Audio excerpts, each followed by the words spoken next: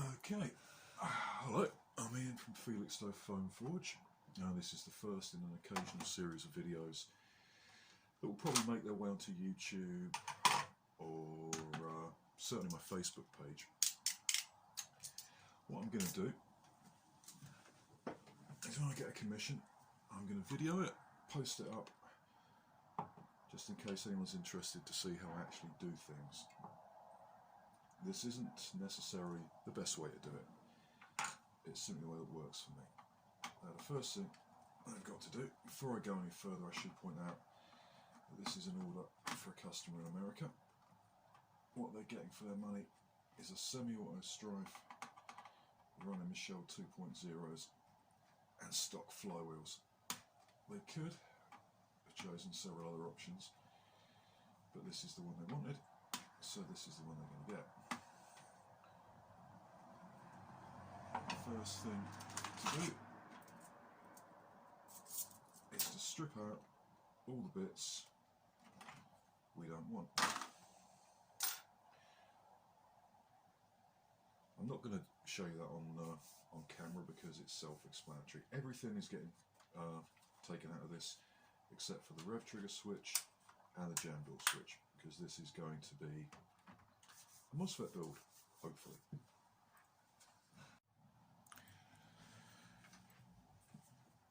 So we've stripped out all the bits we don't want. If you do get into doing this yourself, I really recommend getting one of these magnetic trays. They are fantastic for keeping screws in the right order.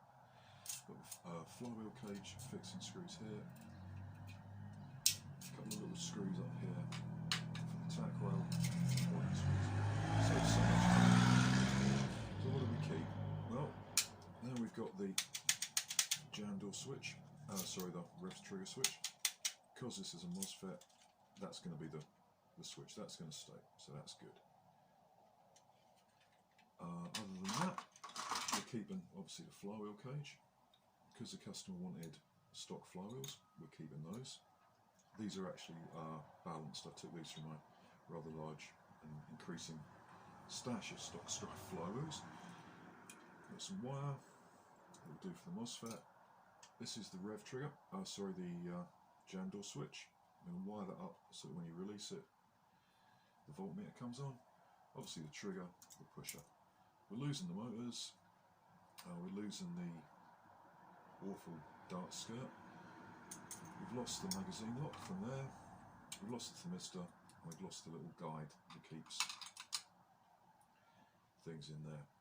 All of these things can go in what's technically known as the bin. We don't need these.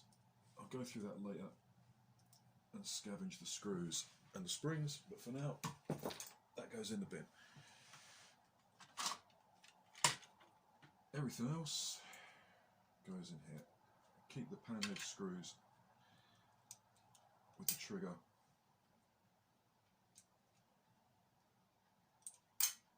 and the pusher. That can go in there, that can go in there, that can go in there, all that can go in there, and that can go in there. Next step. All this has got to go. We've got to clear out the battery tray. And to make a bit more space, we've got to take the ribs off here. You don't need a Dremel to do this, but it makes life so much easier and quicker. What we're going to do is cut all this out here and clear all this out. So I'll get on with that and show you what it looks like when it's finished. Okay, coffee break's over. As you can see, we've cleaned up the battery tray. That was ground down with a sand a bit on a Dremel and finished off with needle files and sandpaper. And there's the battery tray lid. Same procedure. Plenty of room in there for a LiPo now. And normally what I do when I mount a voltmeter is I put it somewhere about here. Easy to see, fits in quite nicely there, all good. Because this is going to have a MOSFET inside, there won't be too much room there, so what I'm going to do is I'm going to mount this here on a plasticard frame. So we're almost ready to start the wiring. What we need, a pair of nice meischel 2.0s, our MOSFET. This is, I forget the exact specification, but this one's good for well over the current meichel's demand. A resistor to go across the gate and the source, and a rectifier diode, because when the motors stop spinning they actually generate current. They act like little generators. We've got some heat shrink, cover up the joins, and an XTC battery connector. LiPos come with a female connector, so this is a male. They fit together like that. I put the female on when I'm working on it because it acts as a heatsink. So, what else do we need? We've got 16 gauge, 18 gauge, sorry, silicon insulated wire. We've got some cable ties to keep the cables tidy. And we've got a sheet of plasticard to make the mounting for the voltmeter. So I'm going to do that now. Right, so there's the voltmeter. Just a little plastic shim that will fit under the jam door there. So now what the fun bit, the wiring. What I find, I'm sure other people have got different ways to do this, is that it's best to start at the battery end. So what we're going to do is we're going to have the battery there, then we're going to have a feed coming down here to where the FET will be, and this is an N channel FET. So what you're talking about is the FET is fed from the negative terminal on the battery, and then there'll be another one, so that will go up here. This will go along here to the flywheel cage, and then the positive feed, who on earth decided to put two colours on one reel, I don't know, will go down there. So what we'll do is we're going to start from the back. That way it's all good. So what I'm going to do is do the first stage of that and then show you what that looks like. Okay, here's the first stage of the wiring done. We've got the negative feed ready to be connected to the battery. We've got the positive feed from the FET, the negative feed from the FET going down to the flywheel cage. We've got the positive feed that's going to come down off the positive feed from the battery, and then we've got the FET all nicely wired up, all nicely heat shrunk, so there's no danger of a short. Got the rectifier diode across it. Sorry, I'll get that right in a minute. Got the resistor across it. That should work fine. Next step, put the positive lead in and wire up the voltmeter and the rectifier diode. There, got that in the right order at last. Okay, we're almost there. This is where we've got to so far. We've got the FET wired up, we've got the rev trigger wired up here to the positive lead, we've got the flyback diode installed. All we've got to do now is wire up the flywheel cage and put the voltmeter in. And this is the voltmeter. All mounted, all ready to go. That's just got to be spliced into the positive and negative feeds. And I'm going to do that last before I put the battery tray on. Which brings us to the flywheel cage. Hooray! Flywheel cage and flywheels. This is excellent.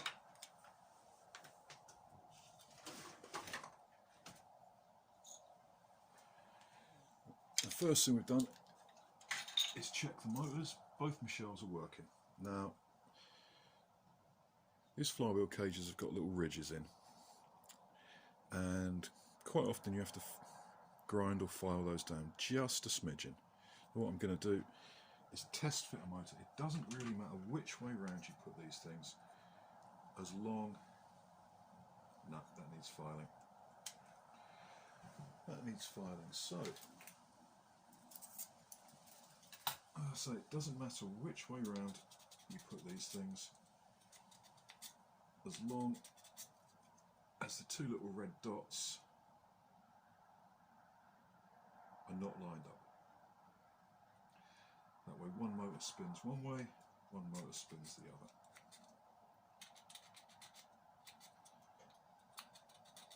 What I do to make sure that they're rotating the right way is put them in, put the flywheels on, and then mark the flywheel with a pencil so I can see which way round they're spinning, and hence which way round is positive.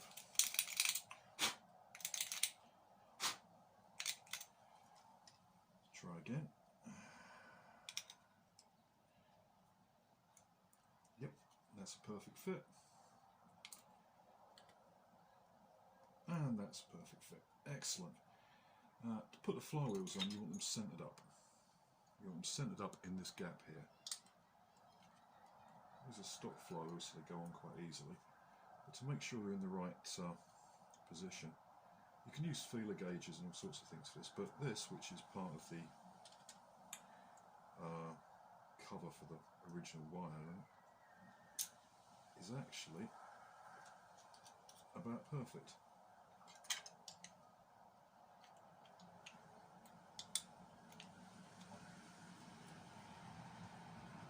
Put that in there, make sure you're supporting the bottom of the back of the motor, and push down until that's on.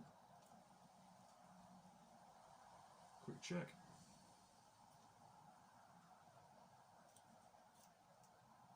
Needs to go down a little bit more.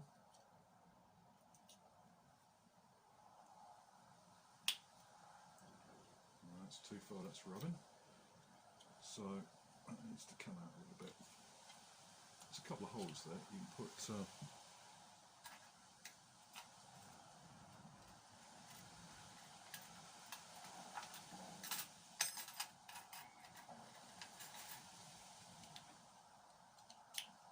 flat-headed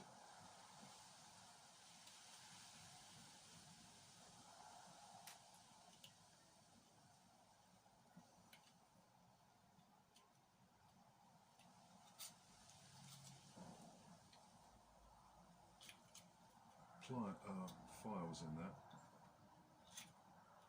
and give it a little gentle push.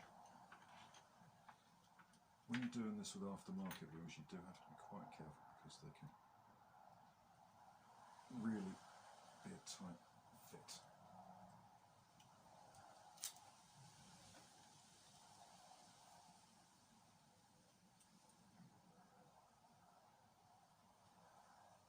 That looks right to me. So we'll just check that both wheels are spinning.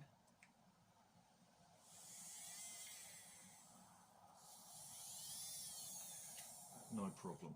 Now, remember, this is going to be that way up. So what we want is our motors spinning that way.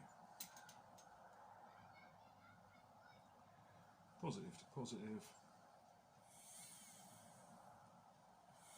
That's the wrong way. Positive to negative on the top motor. Yeah. So there is positive. We'll mark that. And we're good to go. Snap this back in place. Out.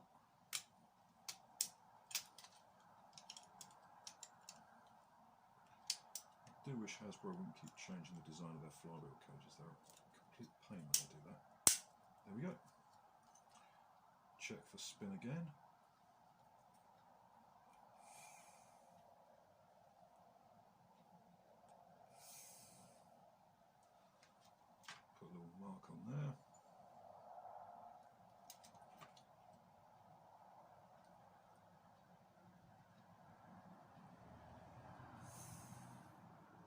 That's good.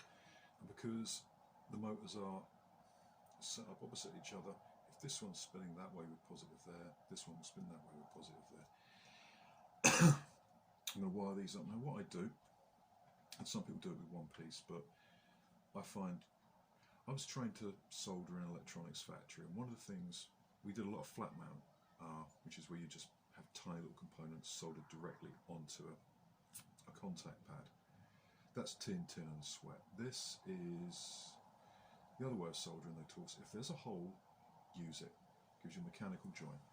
So what I'm going to do, run 2 leads across there, hold bare wire in the middle, and just connect these up. I'll get that done, and we're ready for a test. Okay, there's the flywheel cage. One of the things I should have pointed out was that I've taken some of the material away here, and also some of the dart guides here, some of the wire guides up here on the original one. That's to make the routing of the new wiring a lot easier. You'll also notice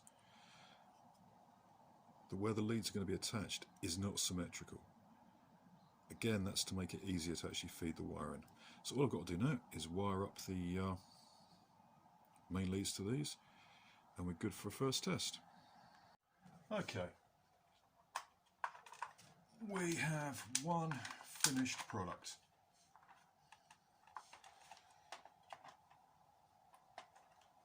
This is the Stryfe. This is my NMH battery tray, test battery, newly charged, 8.21 voltmeter. I use those for testing because if I've done something wrong and I've got a short somewhere, they don't blow up. I'm going to be using 5 accustrikes because these are certainly what most people in the UK tend to use, and they're what I've got. And I'm going to be using a chrono barrel because the tripod to support my airsoft chrono is holding this camera.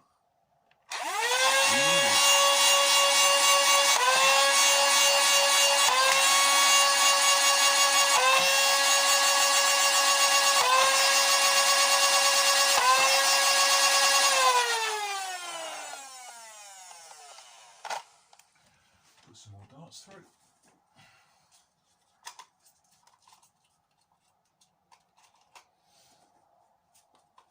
To be honest, with stock wheels and a stock cage and meischels, I'm expecting about 100 kicks.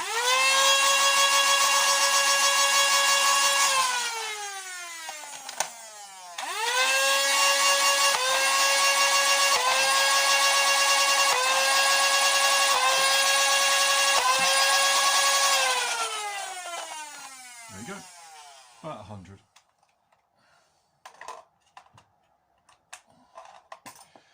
Stick a pair of Bulldog flywheels on there, and you're talking about 120, which for 10 quid for a pair of flywheels isn't bad. This, including postage, came in at under 100 quid. Not bad. I'm quite happy with that. And nothing went wrong in the build. Okay, so that's the end of the first video, and before I sign off, I'm really sorry about the terrible quality, the terrible sound and the terrible editing. This is the first video I've ever made. Things will get better. That's all from Felix Stryfe Forge for the moment. Thanks for watching. If you like it, subscribe, or I don't know, send me money or something. I don't know, anything really.